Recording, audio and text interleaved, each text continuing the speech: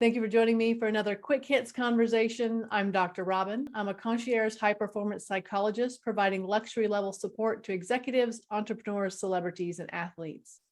With me today, I have Simon Coles. He's the CEO at Amphora Research Solutions, where they free scientists from the tyranny of paper. He is also the founder of the Better Conversations Foundation. I have Dr. Cole Galloway. He's a recovering academic working in social justice and disability, primarily with babies, as the founder at Go Baby Go. And I have Beth Hill Poulin. She's a former school teacher, now using her science brain to create change using tactile patterns. The question I have for you, how do you create cooperation when there's no personal motivation to do so? So I think that to some extent, this is about architecting the sort of cooperation community in some way, and thinking about the fact that whoever they are, they've got to be collected for some reason. They've got to have something in common, but then they've got to have their own self-interest. So it's a question of analyzing it and then appealing to their self-interest, really. I don't know how far you get appealing to their altruism. You've heard me say this before on Quick Hits. I don't believe there's any such thing as altruism. I think that's a fallacy, that everyone has a motivation to do anything they do all of the time. Yeah, well, that's another whole quick hit, Dr. Robyn. And it may not be so quick. In a classroom, you're always trying to get a bunch of students to cooperate, and they're not always willing. So you need to find, again, what is motivating them individually and see if you can come across a similar thread that will then pull them in.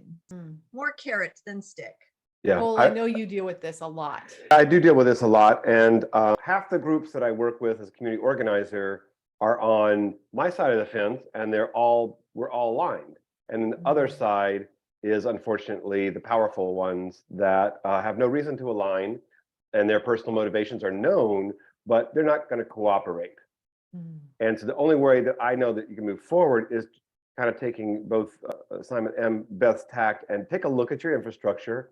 Maybe my demand to cooperate over XYZ is not going to ever work. But if I look on that side of individuals, whether I trust them or not, whether they're ethical or not, if I'm really having to move forward in cooperation, I'm going to have to find that sweet spot between, and it may be adjacent things. I was thinking about the house chores that I hate, but I hate a messy house more.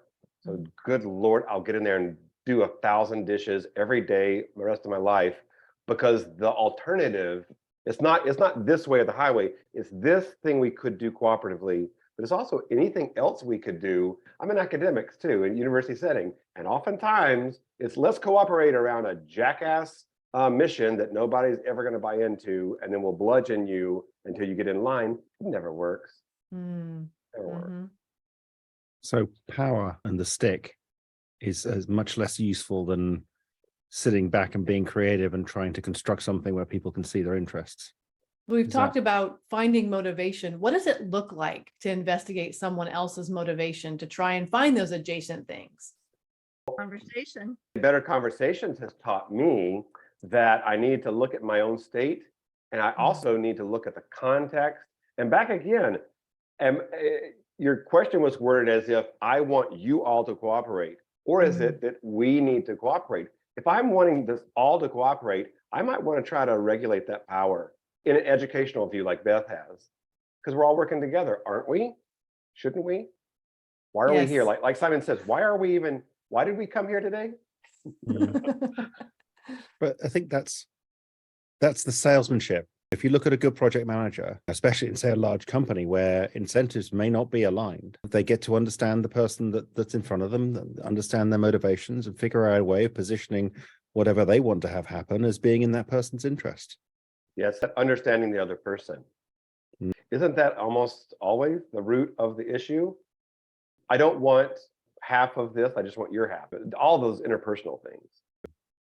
So this is something that's occurring to me as we see the rise of AI and the automation of a lot of knowledge work. It's quite scary. There are a lot of jobs that people thought they were safe from automation are not going to be. But it is around how well we can work together and that skill of getting a team of people to cooperate well. And if you can't do that, if you're the kind of person who cannot cooperate well with other people, you're going to be out of a job because an AI will come and they'll do half as good a job, but they'll be free. So I think this is a skill that's becoming much more important. I can hear people out there thinking, well, are you saying that personal motivation, I need to like what I do? I'm saying no, you don't need, there are aspects at the micro level of organization that you don't, there's a lot of things I do, I think we all do during the day, that we wouldn't do this, but it is for a higher purpose. So back again to Simon and Beth mixing theirs and saying, why are we here? And also having a little bit of grace that maybe this cooperative hammer is misplaced if the personal motivation is not there. And that's what I see we talked about this in Better Conversations yesterday. What if that upper management doesn't want to really listen and build a mission from the ground up?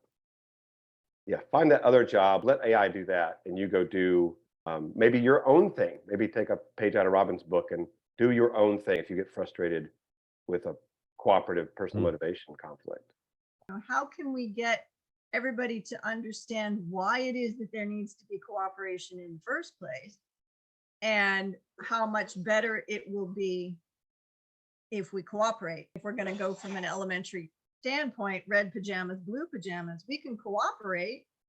This will be the intended result, or we can not cooperate and it's going to take us a whole lot longer to get there. There sometimes is that way to spin it as well. In my world, mission drift is the big culprit, meaning the manager comes down, the powerful come down and say, this is what we all agreed we're going to do. And it's like, no, we did not. Our mission is this. And it's like, oh, no, I think our mission is this. Okay, now we need to really have a discussion. And is there any discussion over hierarchical boundaries, or is it really our way or the highway? Going back to using position power to enforce compliance, I don't think, certainly in the kinds of work we do, doesn't really work.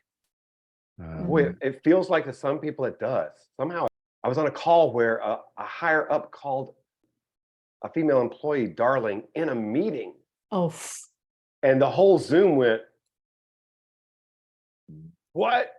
It was almost like, and the dude was just blowing through. He was a CEO. It's like, wow. I think there are a lot of bad managers. I generally think that if you're using position power to enforce something, you probably aren't a very good manager because you haven't sat down and listened to the person in front of you. Part of it is because of the way we promote people. The standard way that we promote people is, oh, you're good at doing your job, let me make you a leader. And we never, ever say, are you actually a decent leader? Do we give you training on how to be a leader? Do we teach you how to not say darling on meetings? No, we don't. We just promote people. And the rest of us zebras in the herd are going, yeah, Sally's not gonna fit there. We all knew. We all know that. That's a horrible choice. And then 5 years later, they're back at the headhunter wasting more money. We're like, what in the world are they thinking? And I think that's part of understanding human nature and how cooperation works. So what would you like to have happen instead then, in terms of these people who get promoted into positions? I would rather, if you're asking me personally, I would rather that they promote people who are good at leadership. And you can pick them out. There are people who have no title, but can get people to follow them, can create cooperation, can get people interested, can have people do things just because, well, that might be fun, let's try it. Those people are good leaders, but you have to look for them. Now, the question is that demotivating to your best salesperson? Because, well, I sold the most things, how come I didn't get promoted? And then you need individual contributor roles where people can move up in their organization.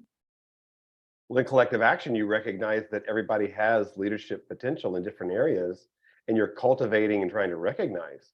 There isn't, even to the infrastructure, there's not that one pipeline. There's how do we use the people that we have right here to build the best thing. But I've never seen an organization outside of grassroots community organizing that is that flexible with infrastructure.